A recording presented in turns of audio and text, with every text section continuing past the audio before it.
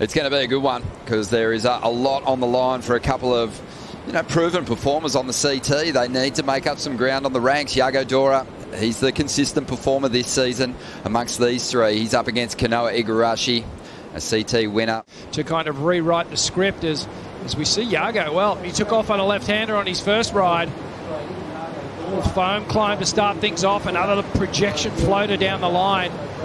And a beautiful open face carve here and a fourth. So, well, of the entire event. And this was Kolohe's first attempt. Down the line, takes to the air, gets the alley-oop. Doesn't miss a beat, but just a little. So this is going to be interesting to see. How will they deal with the pressure? Kanoa, this hasn't been the happiest of hunting grounds for him. Main breaks proved a real challenge. He's never made it into a final series here. So he really needs to step things up. Behind him on the outside, it looks like Yago's going to swoop. Oh, unbelievable, big, powerful backhand blast to get started. And Yago has that ability to turn things up in powerful conditions and match that energy of the ocean with some big turns of his own. But much like Kanoa, he hasn't had any big results in. And Yago's backup wave just stabs it on the backhand, gets it up nice and high. Little check turn on the second and then gets, well, Kolohe up and running again. So this was his second score.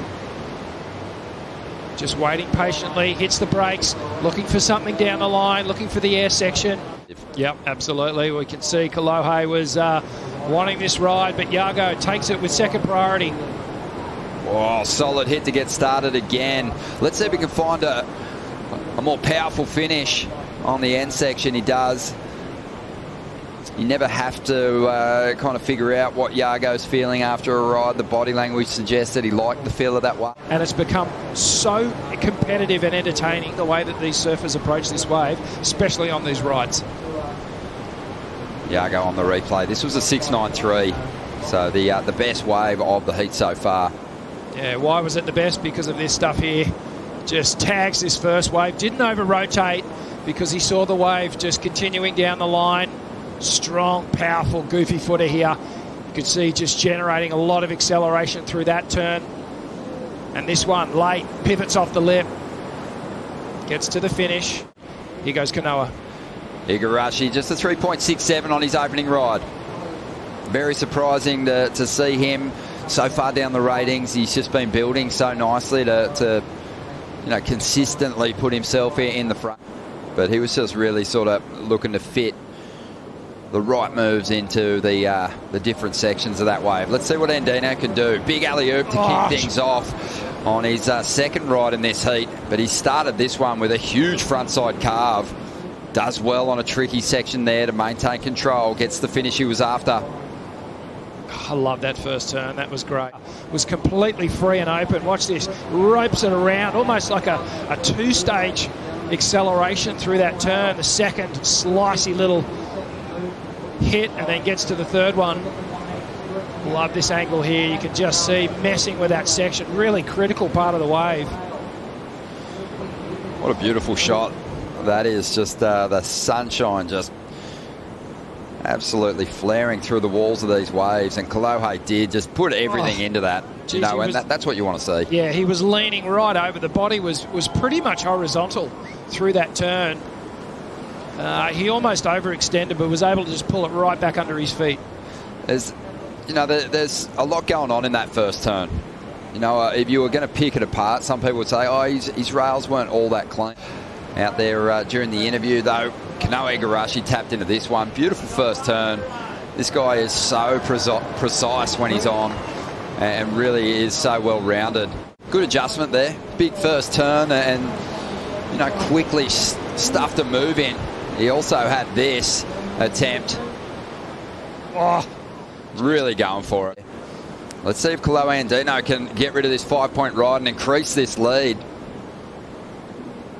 You can see there's a little bit of texture on the lip of these waves now, making it hard for the surfers to get that timing spot on. Might take to the air. Let's see how this one panned out on the replay. Good snap to start off. Just kind of walled out down the line and shut down on him. has recently acquired the services of Mitchell Ross as well. Carissa and Jacko Baker's coach, and he's up and riding now. Just a little kick on the tail there. He doesn't like what he sees down the line. He opts out. He's been getting these waves where he's just coming up and doing these foam climbs, and we know that the judges they don't buy into it. They want to see those clean, open face hacks. You know, we want to get so excited up there in the booth, and we want to see just massive turns, high critical, high risk stuff. Yago Dora just places that first move, now driving around the bowl onto the open face, whips a nice little backhand carve out of the top, chipping away at this wave. Some decent surfing. He's trying to drop a 5.77. He wants a 6.01 to jump into the lead. Trying to be generous, but here we go. Let's have a look, see if he does get into fourth gear. So drives hard off the bottom, snaps cleanly through the lip here, drives around this big long section. That's a better turn there, connects better with the face, gets the rail wet, and then all the way through to the inside. You know, was that my best version of that turn that I can place in that section of the wave? And for Yago on that last ride, the answer would be no. As we see Andino now trying to better this 5-point ride and push further ahead.